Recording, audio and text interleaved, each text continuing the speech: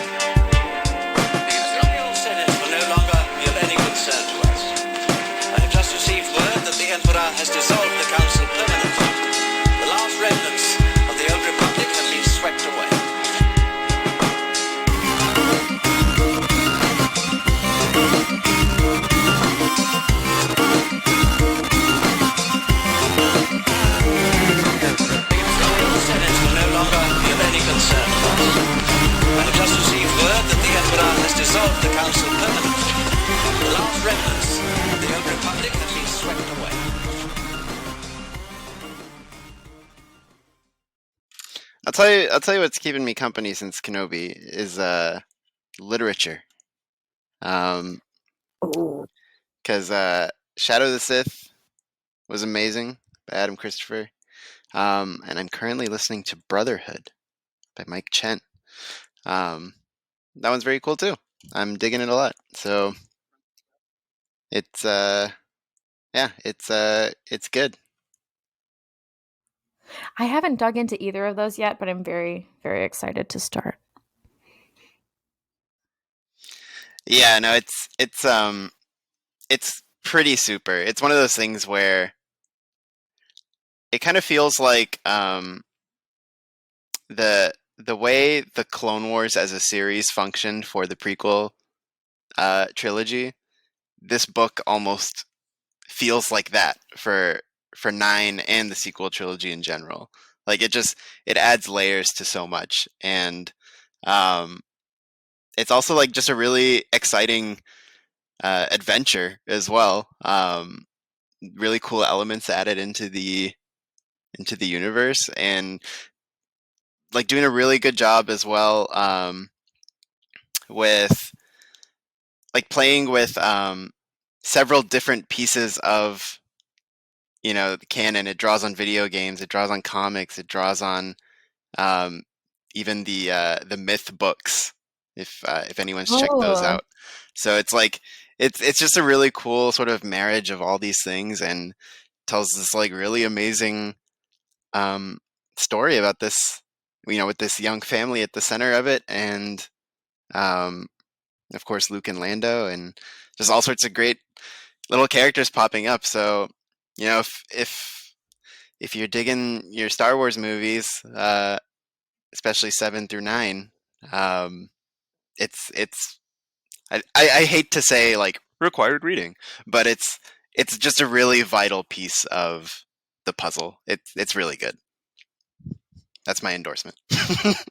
That's like a very, very solid ringing endorsement. And I'm literally, as you speak, I downloaded the audiobook. So there we go. That will be my the audiobook is teased enough. The audiobook is hilarious because it's like the reader definitely has only watched the original trilogy. And because they're like characters that we know speak in the movie. Like we know characters, how they sound, and the reader's like, I'm riffing on this one. Oh my god. So that one's particularly funny. There's a couple characters where it's like, you don't sound like that. What's going on here? But yeah, otherwise, yeah, Adam Christopher's like writing is amazing. I'd never like I like never read anything of his before, so it was really cool to sort of catch his style, and it's really good. His voices for characters are spot on. So yeah, no, it's a really amazing entry in the thing. I think Star Wars novels in general have been on quite a role in 2022. So, yeah, it's good vibes. Good vibes in the literature world.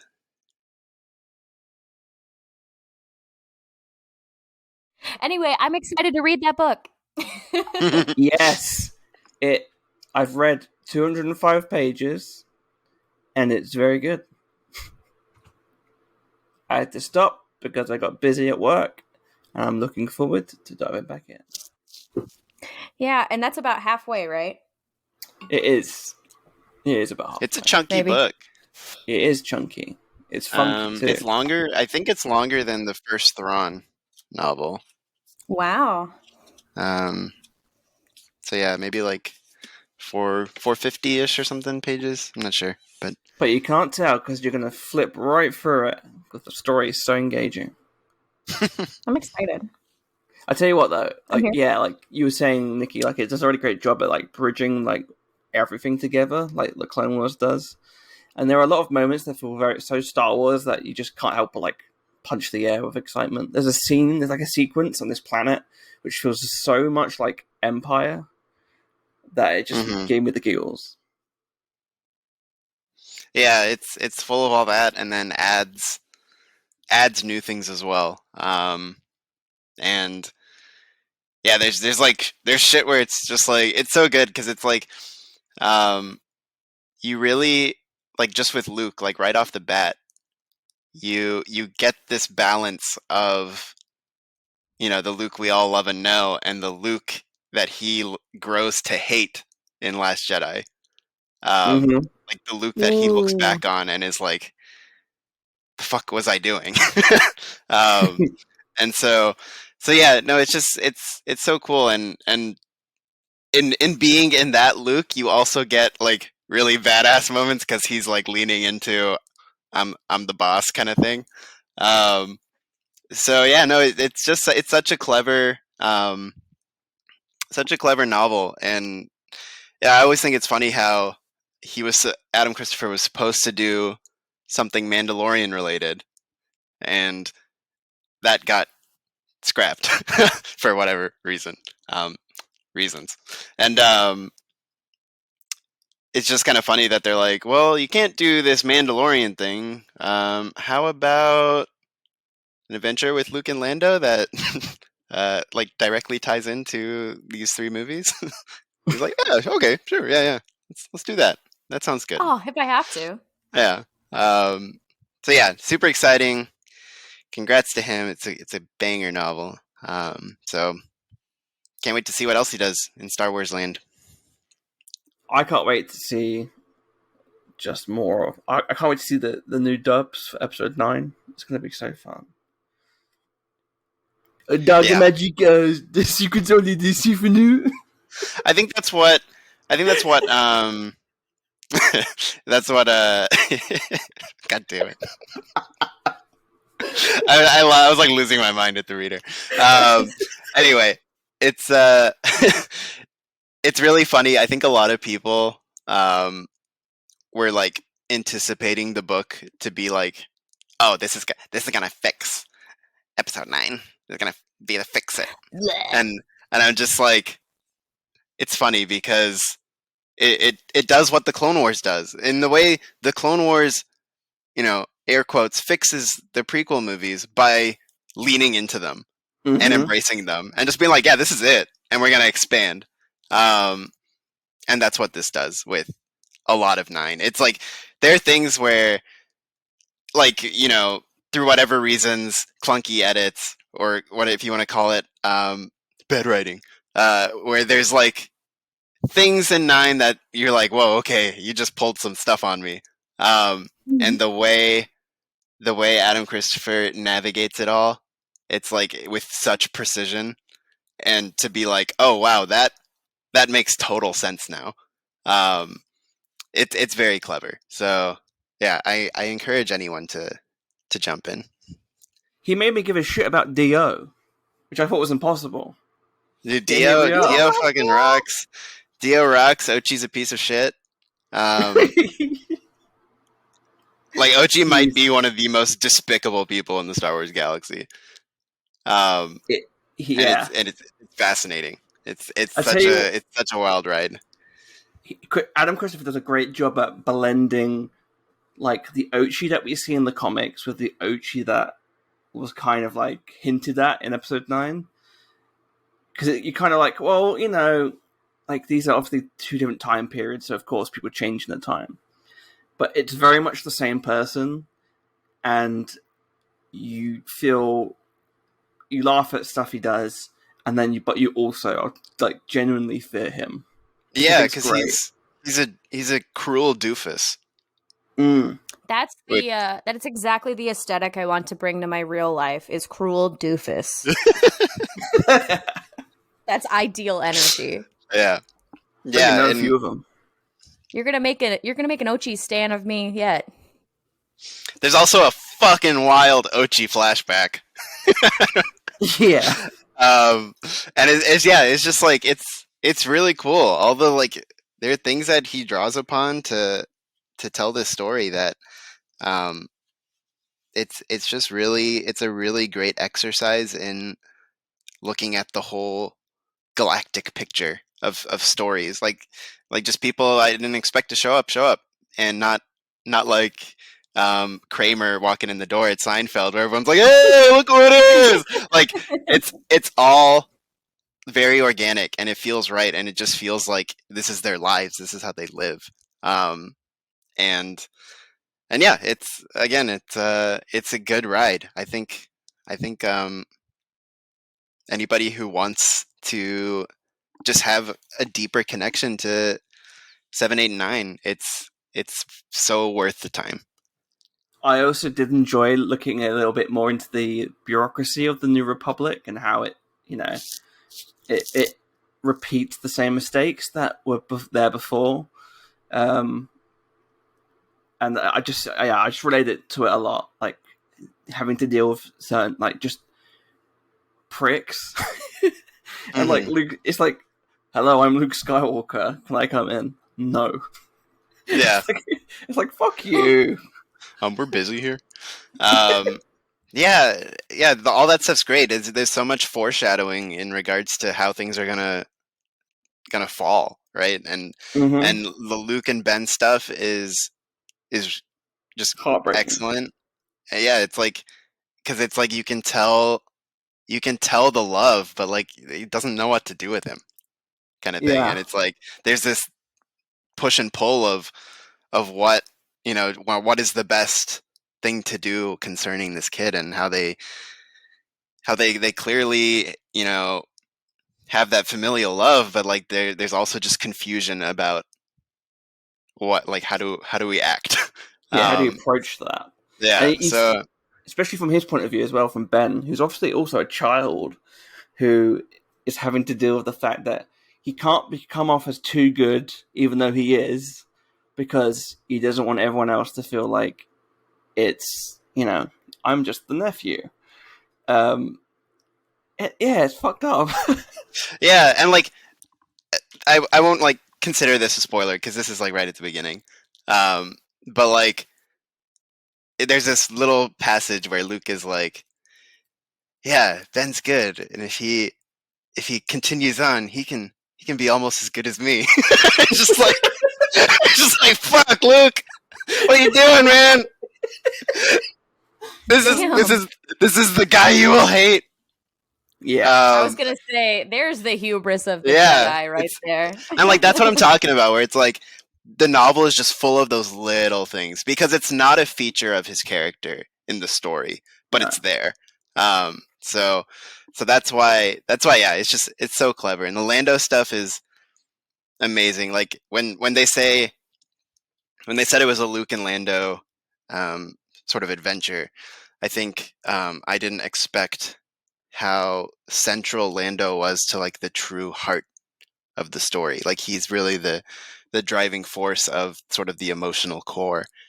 And that's a cool place to put Lando because you don't always sort of see him as that in a lot of the stuff he's in.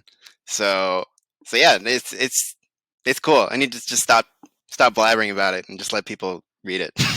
Yeah. I will say one last thing, not really directly about the book, but kind of connected. which is I felt for me the current Star Wars run from the comics definitely helps my approach to like the relationship between Luke and Lando, because you can only infer between 5 and 6 the adventures they might have had or shared, and they're friends because of mutual friends. But they do a great job of like exploring that sort of weird ground. We all have that friend who's like friends of your friend. Yeah. That you've had adventures Oh with. yeah. But you can't be like, oh yeah, we're best buds. It's like when your like actual friend at the lunch table is sick at home, and you're like, and you're like there with their friend, and you're like, oh, okay, what's up? Like we've been to Disney before, but we haven't hung out before. Yeah, it's really cool that there's like acknowledgement of that, and yeah, no, it's a great dynamic. It's I just want to like go read it again.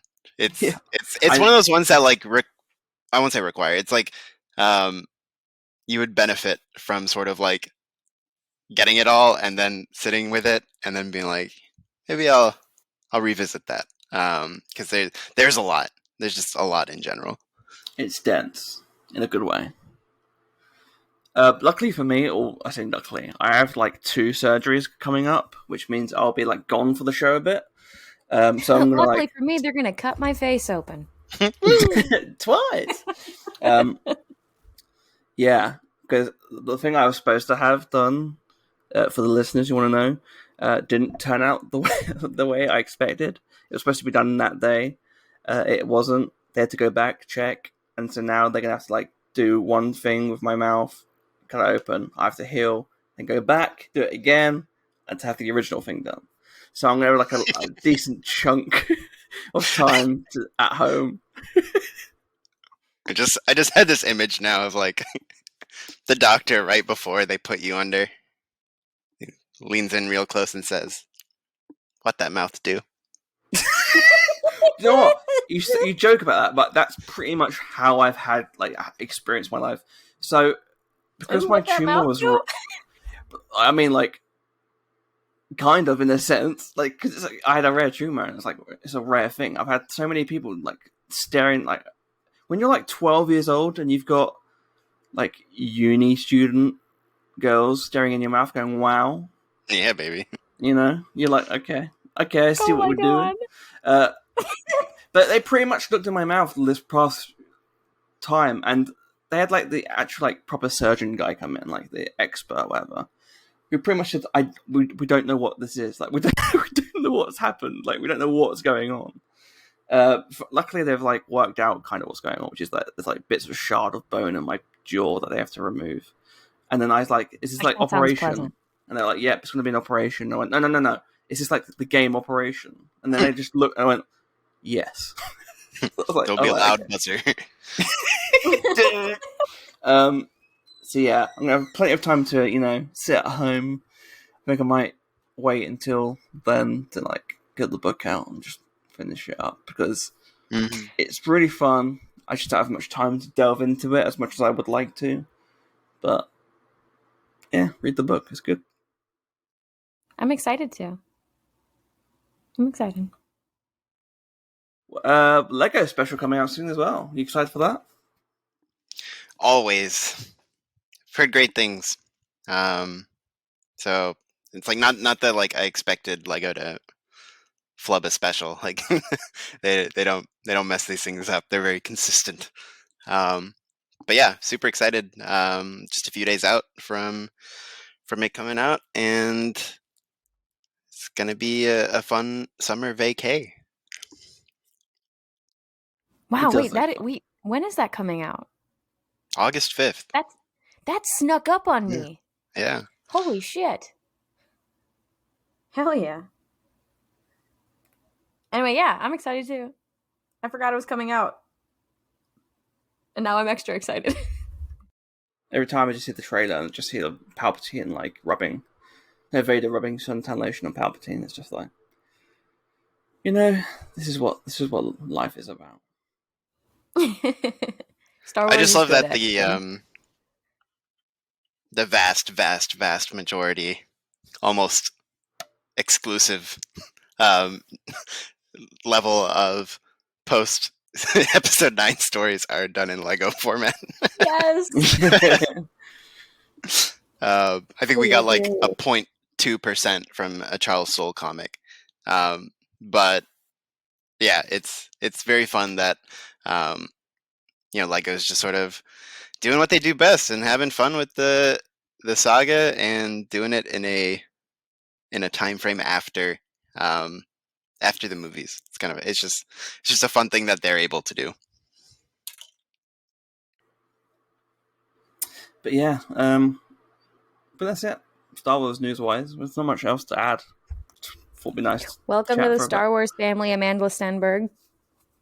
Yeah. Oh shoot, I forgot. That was a strange drop, right? Like in terms of news wise. I'm happy for it because it makes me feel like it's actually coming soon. Isn't it coming soon? I think they're in production now, right? Yeah, I would imagine so. The casting, yeah. Which is so exciting. That is whenever that was 2 years ago now, that Disney Plus, the Disney Investor Day or whatever the heck it was. I don't even remember at this point. I just remember living alone. The Disney Jerk-Off Circle from back during like lockdown times still, where we got the announcement of the Acolyte. That was the most ooh of all of the announcements for me. So I'm excited. I'm very, very excited. And welcome to the family. Please, we are gonna like try and yell at the racists as much as we can, but just know that they are not us. They are not there. They will not win. And bigots. First trans actor in Star Wars, right? Or at least starring role. Yeah. Come on. Also, Amanda Stenberg starred in the amazing, perfect, fantastic, no critiques by any critic ever, Dear Evan Hansen. I'm just saying. Oh, the film? Yeah. Oh, that's funny. Yeah, and they were really, really, really good. Really, really, really good. Sure they were. Yeah, they were. Yeah. Everything else about it, though. Okay, not everything else. Not everything. Just most things, you know? Okay, if I told you can either finish the episode with us or go and watch that film right now, what would you pick? Oh, I would definitely finish the episode with you guys. Okay, thanks. That's all I wanted to know. But yeah, it's good. I'm excited about it. I know the High Republic stuff is going crazy, and I'm way, way, way behind. But me too. The idea of it being like near the end of the High Republic and like delving into like how the Sith survived, that has me excited. Yeah, I'm pumped. Yeah, it has a lot of I think potential and promise, and it's one of those weird things where it's like, don't know what to say about it because we don't really know anything. But I think it's got a fun creative core with Leslie Headland, and if you just like listen to her talk, you can tell there's a really sort of bright, exciting mind behind the crafting of this thing. So yeah, I mean, I'm really excited to see how it looks. I wonder if D23 is gonna give us a little bit of something with it, with that coming in beginning of September, I think. I would imagine so. And especially with Disney like really blowing their Marvel load heavily at Comic-Con. I think it'd be fun if D23 is a little more Star Wars heavy, and we get to learn a little more about what's going on. Yeah, I agreed. think I don't know if I think it's still going to be Marvel heavy.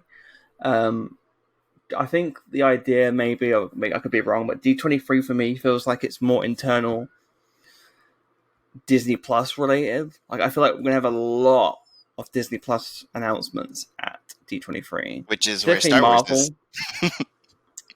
Yeah, I don't know about the film. Maybe we will find out more about the films, like with Taika and obviously Rogue Squadron, if that's ever happening. Yeah, movie wise, I'm unsure. D23 obviously more Star Wars stuff. Marvel definitely. like there's a bunch of properties that just weren't even touched on at Comic-Con, which, considering we got like announced like 60 new projects, it's just hilarious. He's like, here's Phase 6. It made me laugh because like people are like, oh, so Armor Wars isn't happening then. It's like, no, it is. That's the point. Like, there's a lot more coming, a lot more, which I'm excited about. As a Marvel fan, so I'm really interested to see where they go. Maybe we'll get to see more about that Kevin Feige project. Oh man, Yeah, with Waldron as a writer. Yeah, there's so much stuff, and yeah, D23 is the more like for the Disney fan specifically. So yeah, that's a lot of exciting things are gonna happen that weekend for sure. I'm amped. We may have some exclusive coverage happening. Oh, Ha ha ha! what's this? Oh, okay, that's quite a surprise even for me. Sizzle, sizzle, sizzle, Nicky. Dum dum dum. Well, we'll have to come back and listen to the Imperial Senate podcast for more information about that. Yeah, I'm excited. I wonder if we get maybe like more like R-rated stuff, because I was always like unsure how dark they would go with some of this content. Obviously, Star Wars is different to Marvel, but recent announcements about the Marvel stuff has intrigued me in terms of like ratings and stuff. Yeah, I mean, well, I was thinking even Obi-Wan Kenobi was a lot darker than it could have been. Like, it could have been a little like they didn't shy away from the heavy. No, they didn't shy away from the neck snapping and the they murdered and the the burning child people alive. Yeah, a lot of death being handed out. Yeah. So yeah, it seems like they might be willing to stretch that muscle a little. Definitely intrigued. Definitely, looking forward to seeing more of what we can get out of that. Yeah. I guess it's not really too much to add, but I'm really excited about D23 announcements. Maybe the uncertainty is also a surprise in itself. We might see maybe a trailer for some of the stuff we had at Celebration that we didn't get to see wide release of. Could be interesting. Like Mandalorian. Yeah, some of the Mando stuff. Yeah, Ahsoka. Yeah, it's gonna be really interesting. I mean, considering what Ahsoka was like a couple weeks into filming in Celebration, so they've definitely racked up a lot more stuff to potentially draw from by September. So yeah, I mean, it could be a feast for sure. Perfect. Well, I think we should wrap up there unless you've got anything else to add. Spay and neuter your pets. I mean, yeah, I'd agree. Read some Star Wars novels, spay and neuter your pets, and be kind to each other. There we go. Big 3. I love it. Well, one thing I will say, because we were talking about this off air, but Andor is very close, right? Under a month. And Andor is part of this insane lineup of stuff going on. And like when you just look at, since we were just talking about Marvel as well, when you just look at what is happening, starting with She-Hulk on August 17th, I think, you line up all these. Let's see, it's She-Hulk, House of the Dragon, Andor, Star Trek Lower Decks, The Rings of Power, and The Bad Batch will run at the same time. Like, there will be overlap on all these things. And it's just it's like, what the hell's going on? How are you doing this? And it's, so like, when we tell you to go read things, we now understand you're going to be watching things probably. So it's just nuts. It's nuts. all this stuff, and then all the stuff that the conventions are gonna announce. It's like, what are they doing to us? And Harley Quinn's We are going to on. be well fed. And Harley Quinn. Yeah, when I'm does not that caught start? up on, but It's it's already great. started. Oh, okay. So, yeah, just man. I think it's dropping has- weekly. I think it's on episode 3, but I can't remember if it's like dropping all at once. I don't think it is dropping all at once, but if you Also, haven't What seen We Harley Do in Quinn, the Shadows premiered 2 weeks ago. it did. And this season's been exceptionally horny. It has been. It's been good so far. Also, Not because it's horny, but it helps. Guillermo is in Harley Quinn season 3. Oh, is he really? He plays Dick Grayson, aka Nightwing. Oh my god. Guillermo del Toro. Yes. It's a very depressed, but yeah, excitable Nightwing. Oh. Yeah, a lot of stuff. I have to say, like, all those reactors on YouTube, I imagine they're just going to have to buy like an IV drip and just sit on like a toilet just to make sure all the stuff gets out. That's when we know we've peaked as a culture. It's literally the Wally chairs. Strap on your diapers and get your IV in your Wally chair. We're I have to about say- to go full throttle. That Rings of the Power trailer. Oh, it was good. It looks very good. It's one of those things where, I think before all the trailers, when asked, are you more excited for House of the Dragon or Rings of Power? I think I would default to House of the Dragon because of its like known quantity. It's like I don't know what to think about Rings of Power yet, and now it's like we've seen some more stuff, we've seen some cool things, we've heard some of the music, some meaty trailers. I'm like, I think this has a really high ceiling now of what it can be. So I just hope Bezos put his money in the right place.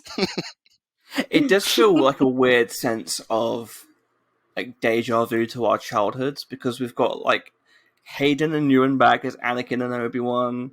We've got Hot Sauron trending on Twitter. Oh yeah, it's the age of the comeback. That's what's going on. Crazy. With the Spider-Men and Oh yeah, of course. what else? Michael Keaton getting the crack at Batman. Ben Affleck.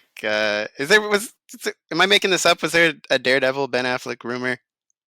There I was I one. haven't seen the Daredevil. I saw the Batfleck coming to Aquaman. Yeah. The accidental announcement. What was it? They're like, Yeah. it was like they accidentally showed a Warner Brothers tour. Oops. When Ben Affleck was coming in, it was like, oops, okay, hi. Yeah, it's just kind of like I'm always down for getting another crack at something. So that's what's fun about this time in particular. Yeah, Definitely. I think the idea was that originally Michael Keaton was going to be in Aquaman 2, but because of I think they had to push Flash point. I think they had to push it back because the main actor is like is kidnapping people. There's some unhinged behavior going on, Yeah.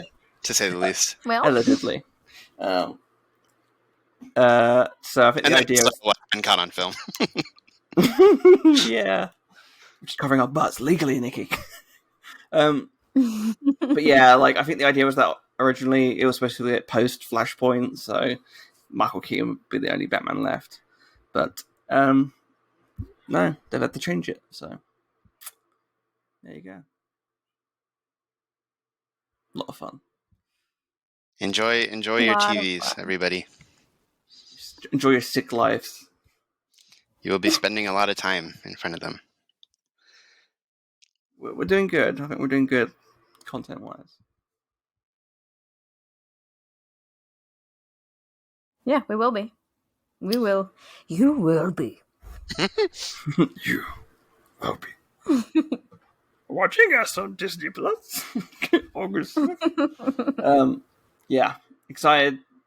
delve into, enjoy your Star Wars, enjoy all your Marvel, enjoy all your whatever the fuck you watch. Enjoy Charlie Cox back as Daredevil, baby. You better believe I'm gonna enjoy watching that Charlie Cox back as Daredevil. I am blessed. I am Apparently blessed. he's in like a I few really episodes am. as well. What about Charlie Cock? Yeah, Charlie Cox is back as well for a few episodes. Because I heard that enjoy that Charlie's cock, and I was like, what? No. That is very forward. You know, I hope that somebody does in the near future, but you know, thanks, Claire. No problem. I hope that somebody does, but no. Well, I love Charlie Cox.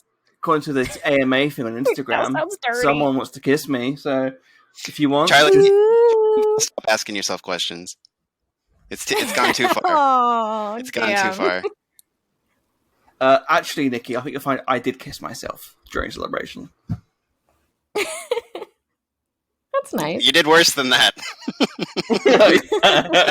Let's wrap this episode up.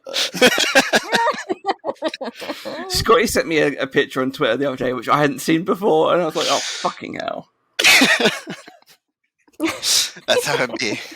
That's how it be. Sometimes you go off to another country to celebrate a movie franchise about space wizards, and then sometimes you just don't remember getting back to the hotel room. It'd just be like that. Oh God! Special shout out to our friends Sean and Lando for getting us back home safely. Yeah.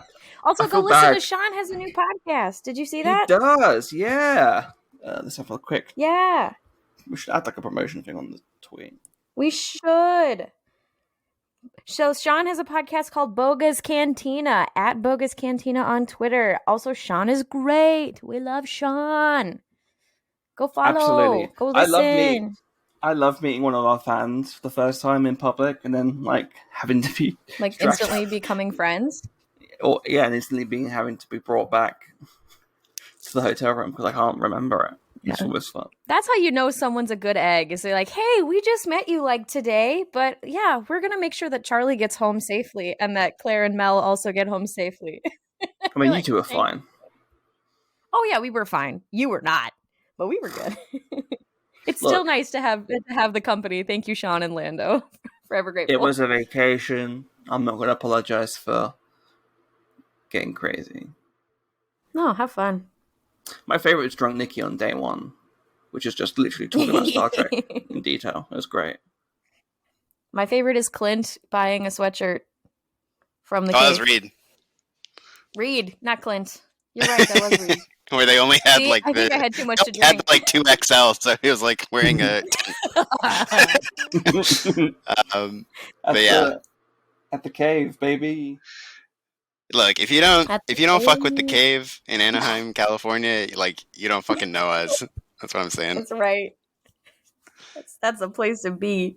So next celebration 2026 or whatever, whenever they decide to go back to Anaheim.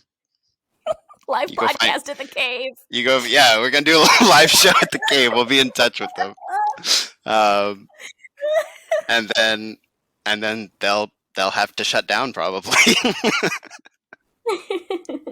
They won't. They'll go out of business. But yeah.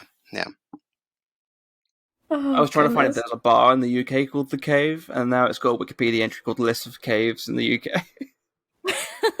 That didn't help. You know, sometimes you gotta just brisk it. For the biscuit, baby. These have great names, by the way. These the caves? Yeah. Coal hole entrance, which sounds like a... Oh, yeah. You've been there, haven't you, Nicky? Been there 3 times, from what I've heard. Come on, get in my coal hole. Bar pot, which is also called Gaping Gill. Gaping Gill. Let's see. This is how I'm going to wrap this up. There's another Gaping Gill, so there's 2. Come, touch my fanny in the Gaping Gill. Oh, Lordy. Oh, Lordy. Do doth enter my Gaping Gill. Jingling pot.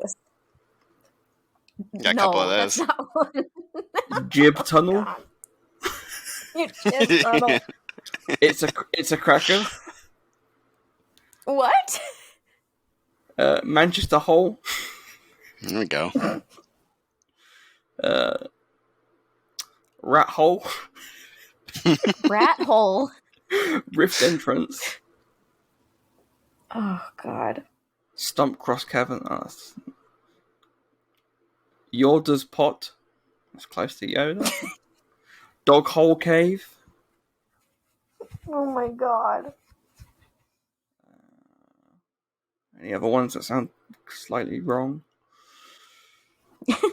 Gavel Pot. Come subscribe to the Imperial Senate podcast. We will list off caves in the UK. Yeah, that sounds slightly horny. Horny caves. And not on the After Dark. This is main show content right here. You are welcome, sneak peek. There's Cox's Cave, of course. Oh, come on. Yeah. There's a place called Reed's Cave.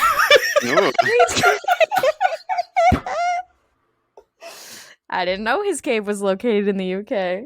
We've got to take a picture of Reed wearing his cave jumper at Reed's Cave. At Reed's cave. That's the mission statement now. all goals must now combine towards that goal. Like we missed like a movie announcement because we're at Reed's Cave. Live podcast from Reed's Cave. Oh, that'd be great. That would be so good. People are generally not allowed to enter Reed's Cave. I was going to send that to him. Oh, God. But some entries are permitted during the summer months. Ooh. We'll have to ask them ask Reed if that holds up. This has to be a joke. Just the way it's phrased is great. Reed's Cave was once connected to Baker's Pit, but the connection has been filled in with concrete. Oh, God. Gracious. Anyway, thanks for listening. We'll be back next time. See ya. Bye. Thank you for listening to the Imperial Senate podcast. If you would like to hear more from the senators, please visit our website at imperialsenatepodcast.com. There you will find links to our Twitter, Facebook, and Instagram, as well as our Discord server, Twitch, and YouTube channels. You can also email us at imperialsenatepodcast@gmail.com, and please consider leaving a review on your podcatcher of choice. Thanks, and may the Force be with you. The Imperial Senate will no longer be of any concern to us. I have just received word that the Emperor has dissolved the Council permanently. The last remnants of the old Republic have been swept away.